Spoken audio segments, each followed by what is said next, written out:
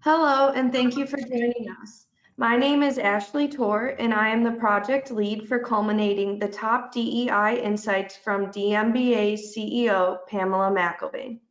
Today, I will be joined by Pam, who wrote the book, The Skinny on Diversity Recruiting, and we will be expanding on the topic of bias in talent acquisition and why training is important. So without further ado, let's dive right in. Pam, thank you for being here. Would you please like to introduce yourself? Oh, well, you did such a fine job. Thank you so much for allowing me this opportunity to work with, a young, gifted talent like yourself, Ashley. I am, for the audience, Pam McIlvaine, CEO of Diversity MBA Media, as actually, and a master certified coach, and recent author of The Skinny on Diversity Recruiting, Best Practice Trends in Recruiting Strategies. Thank you, Pam. All right, so let's get started. Many people want to think of themselves as unbiased, but not recognizing our biases can be harmful to many other people. So, can you explain what being under the influence of bias can look like in recruiters in the workplace? Oh, wow. That's a loaded question. So, when I was thinking about, when I was writing my book and the research I did and reading a number of psychologists and talking about, what does it mean, to be under the influence of bias? Well, there's a couple things. First, inherently, we have biases. We are hardwired with biases. Just because of our environment, our culture, and they're just things that we do that we normalize bias. So what happens is, and that's why training is so important, is what happens is when our awareness is increased, then we are able to step back and rethink how we're behaving. But when you're in the influence of bias that occurs within talent acquisition, particularly in organizations where we know the majority of recruiters are white American, they're white men and women, it's over 70%. And not saying it's a good or bad thing, just saying that's the reality. So with that, you do have the influence of like kind, of where, habits, that become ritualized and what you're used to doing, not necessarily feeling that you're doing anything right or wrong. It's just what most of those around you are doing. So there's the in-group bias, that we're similar and we do things the same, so that resonates with the person that's interviewing. They're comfortable to be in a safe place where people are just like them. So so instant attraction and connection is formulated, and then I'm not just talking about white Americans, but this happens with with recruiters and talent acquisition. So even people that, if they're white Americans interviewing white Americans, there's an instant attraction. If there's Black Americans interviewing Black Americans, there's that instant attraction. Latino Americans interviewing Latinos, Asians interviewing Asians, it doesn't matter. It's the similarity that creates the comfort, whether it's real or not, whether it's perceived, and that's what makes it the reality of the influence bias. So what happens with the interviewer, they have this false sense of connection and attraction. And so it could, stem there for a long time and become a disadvantage for other groups. Wow, that was very helpful. You kind of touched a bit on how this can affect decisions in hiring, but can you maybe expand on that a little bit? Maybe some data or what you've seen, how the bias really can affect companies. Yeah, that's a great question, Ashley. And so what happens is you can miss talent. One of the biggest barriers that we see that bias lends itself to, and it's unfortunately to 100% of the companies. That's right. That's a tough number. 100% of us, yeah, 100% of it, and regardless of ethnicity. So this is not just one group; it happens across groups, and so just think about if you are already, from a perception influenced by just someone that you immediately are attracted to or connected with because of the similarity between both of you by ethnicity or gender. You may miss other cues. And so, whether they're good cues or bad cues, one of the psychologists in Psychology Today talked about how important the cues are because you may make decisions on without having, all the information.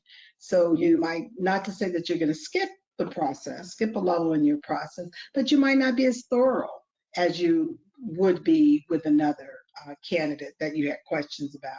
And unfortunately, this happens more often than not. But the good news is, with the assessment and audits being able to review your processes in talent acquisition, being able to look at the job selection cycle that you go through, really helps you begin to identify. And there's small things, but many small things, make up a million things.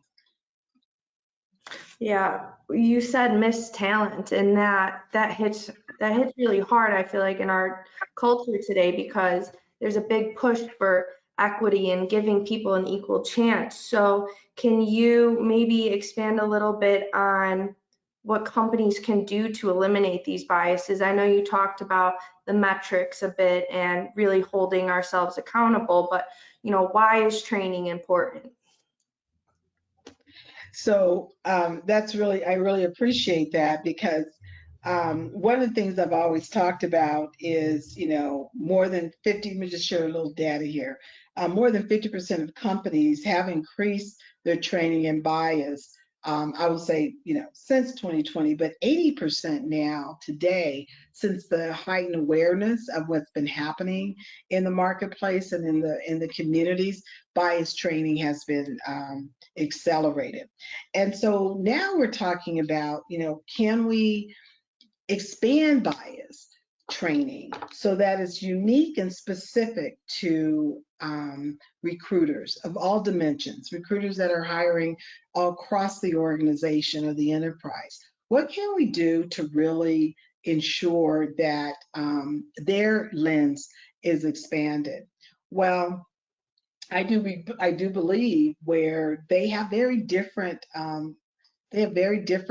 expectations on what they do. I'm talking about recruiters. They have very different expectations on what they do. So they're expected to be able to not only identify the talent and source the talent in the pools, but to be able to understand the idiosyncrasies of differences that exist in different cultures. Like they do, they get very specific training on disabilities because of what's required by law.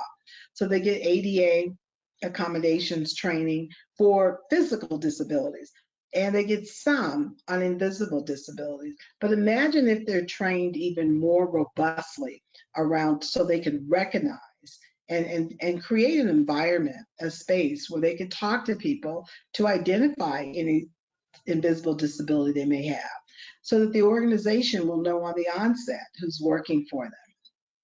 But the reality is, while bias can be minimized, it cannot be mitigated unless organizations do an audit and change the policies and practices that they have in place. That's the only way you're going to mitigate it. So you're going to eliminate it by getting rid of practices that help foster institutionalized bias in the organization. Training increases awareness in terms of very specific biases that exist in talent acquisition and other areas. The training for recruiters helps them become identifiable in what biases that exist for them.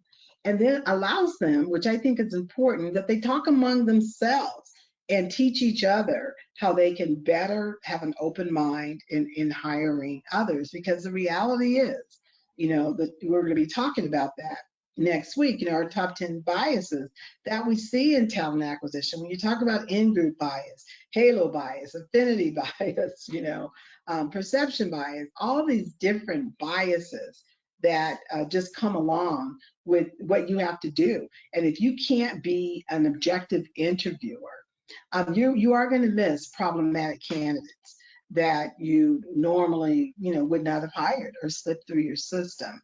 So the good news is that more and more companies are doing organizational bias, unconscious bias training, and creating awareness and developing mindfulness tools so that they can create rituals so the habits can be formed. But not enough organizations. They're beginning to do it, but not enough organizations are creating diversity recruiting training. And of course, we are. Diversity MBA is with our boot camps, but more organizations really need to allow hiring managers and recruiters to come together and talk about how they can begin to minimize bias in their decision and selection process. I hope that was helpful. Yes, it definitely was. I was going to say, I think so many companies will benefit from hearing that. And that's all I have for us today. Short and sweet, getting to the point.